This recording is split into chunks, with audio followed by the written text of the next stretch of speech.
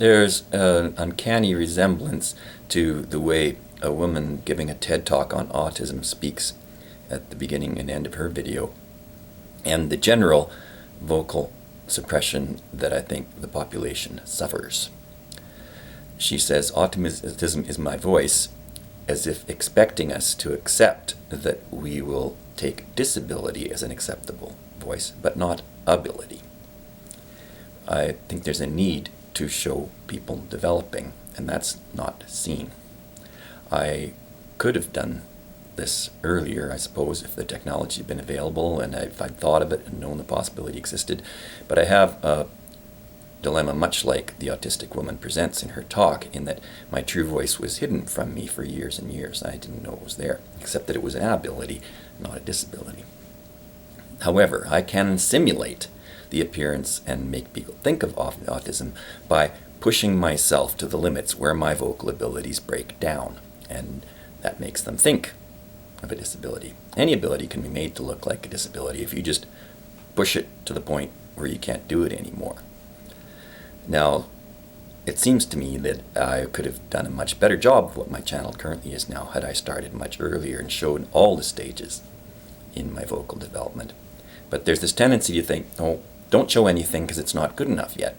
And by the time it's good enough, you can't go back in time and show your before picture. It's not there anymore. You've changed too much. This might be part of what autistic people are trying to get at in what they could potentially contribute to society. In that you could start somebody from a really low point of development and show all the steps that they go through in coming to be perceived more as a standard person. But I don't see the autistic people actually doing that. I think they could do a far better job of advocacy if they charted their development and showed what they go through. Mostly, I've seen videos of women who cover this whole thing up and who weren't discovered as autistic people until later life because they'd been covering it up and been trained to unwittingly. There's a woman called Invisible Eye on her channel who talks about autism and does it in an especially ironic way that I think shows what's wrong with society at large, in that she's advocating for autism. There are people who want to essentially remain as they are and not be cured. And she does this wearing an autism necklace, a puzzle piece symbolic of autism advocacy. But underneath it, emblazoned across her chest in letters this tall, are the letters of the word life, which she says once at the beginning of the video and then doesn't revisit again. This is what I think is what people are failing to come to terms with, in that it symbolizes what's wrong with everybody else.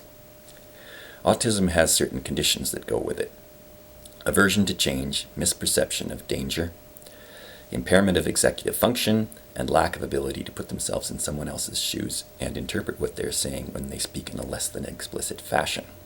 Now, just as when I push my voice to the limit, I start breaking down and become less capable of expressing myself, ordinary people, when trying to address the questions having to do with life advocacy, break down and become less articulate, less capable of setting out a plan of how to do something that seems overwhelming, more averse to change, and unable to perceive and prioritize their dangers and their responses to them. So when autistic people display all this in a more blatant fashion through these ironies like the one on Invisible Eye's video, but they are still presenting the same old presumed solution to the problem. There's this implication that if we have autistic people themselves get out there and advocate for their right to keep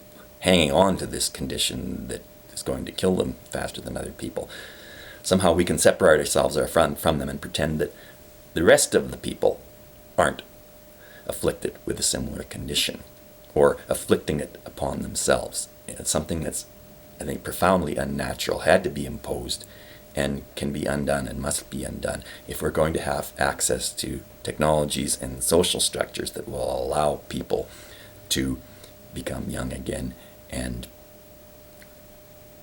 to be alive in the truest sense of the word, in a state of constant, sometimes awkward, but productive change.